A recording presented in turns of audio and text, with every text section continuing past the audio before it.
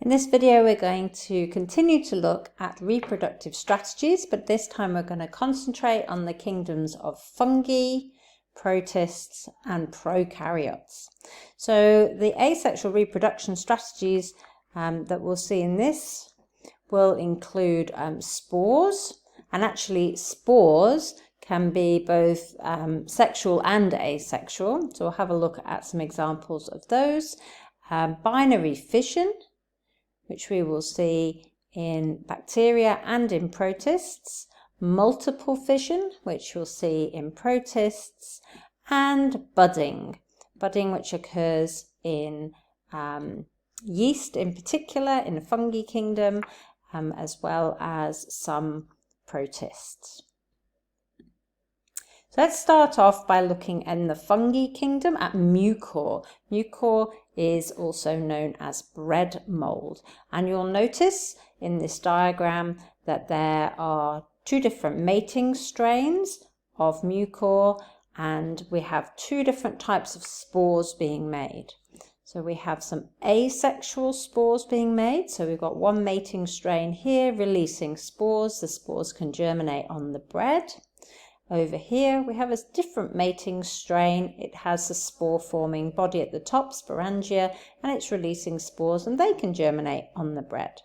But if you look closely, you'll notice that these two different mating strains have come close together, and that's what's happening in these green images here.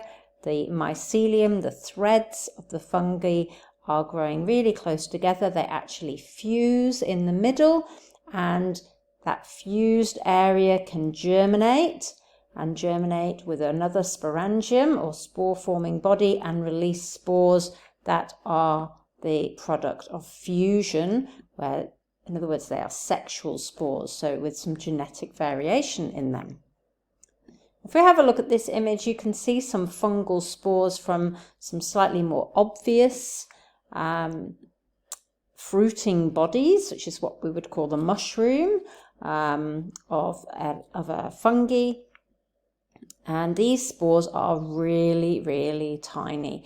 They are so tiny that they can be carried by the wind, and they are also extremely tough and weather hardy, so they can actually lie dormant for quite some time in the environment, and then they germinate when they meet maybe moist conditions, which is probably why there's lots of fungus being released in the environment today, and kind of everything's going moldy in your houses, and bits of furniture that you don't touch or shoes that you pull out of the cupboard have gone moldy because dormant fungal spores have germinated. Here's some more fungi, so kingdom fungi, but this time we're looking at yeast. Yeast reproduce asexually using budding.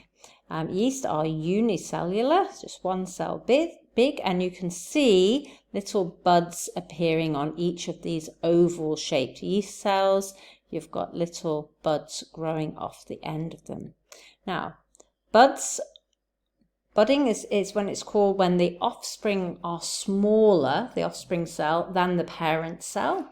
And as you can see in yeast, they often stay attached. So you can actually end up with the bud being attached and having other buds coming off it. So you end up with like a chain of yeast cells. And they are all genetically identical to the parent cell. You can see the nucleus has split and the second nucleus has gone into the bud, and the cytoplasm constricts between them, forming a separate cell that still stays attached. When amoeba, which is in the protist kingdom, reproduces, it's actually got a couple of options. You can go down the left side here and do binary fission.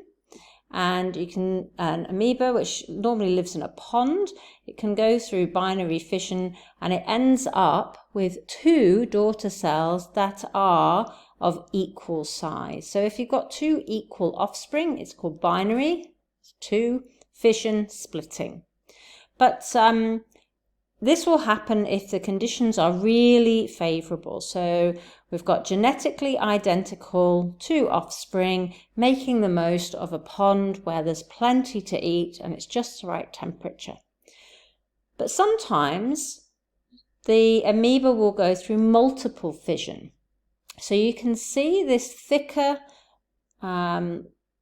barrier forming around the amoeba, and when you've got unfavourable conditions, a cyst will form. That's what we call this thickened edge around the amoeba, and it protects the amoeba from drying out. So maybe the pond has dried out, or it's been a hot summer, and inside that cyst the nucleus will divide many times, and there'll be a small amount of cytoplasm with each nucleus, so that when favourable conditions do occur, you end up with multiple daughter cells, but they're all really tiny, and they will go off and eat and feed and grow, and they'll have to reach a certain size before they get the option to either divide by binary fission or multiple fission.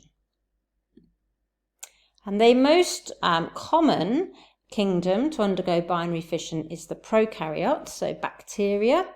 And what you notice here is that there is a circular piece of DNA in the parent cell, and the circular piece of DNA undergoes DNA replication, and each of the two replicated circles attaches to the cell membrane, and you end up with equal-sized offspring that are genetically identical to each other. And bacteria are so good at this, they can actually do it so quickly that you end up with bacteria splitting into two about every 20 minutes in ideal conditions.